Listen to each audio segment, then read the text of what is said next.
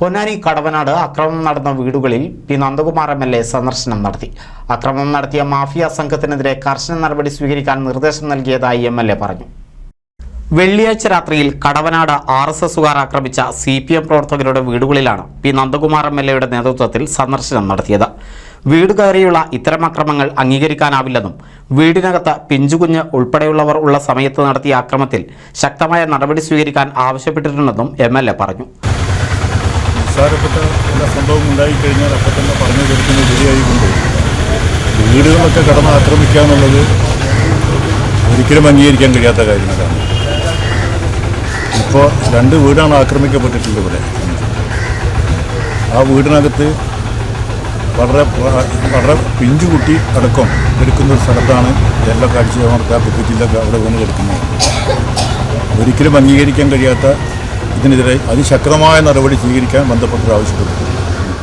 അക്രമികൾക്ക് BJP സംരക്ഷണം നൽകരുതെന്നും BJP തണലിലാണ് ക്രമസമാധാനം തകർക്കാനുള്ള നീക്കം നടന്നതെങ്കിൽ ഇത് അംഗീകരിക്കാനാവില്ലെന്നും MLA പറഞ്ഞു.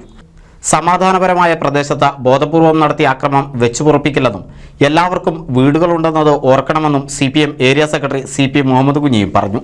സമാധാനപരമായിട്ടുള്ള അന്തരീക്ഷത്തിൽ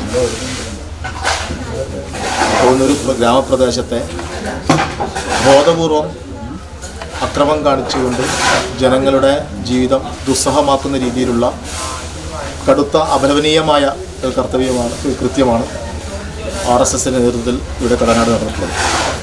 വീടുകളിൽ കയറി സ്വാഭാവികമായിട്ട് ഇത്തിരി സംഘർഷങ്ങളുണ്ടാകും. പക്ഷേ വീടുകളിൽ കയറി ആക്രമിക്കുക എന്നുള്ളത് ഒരിക്കലും വെച്ച് കൽപ്പിക്കാനാകാത്ത എല്ലാവർക്കും വീടുകളുണ്ട് എന്ന ധാരണ ഉണ്ടാകണം.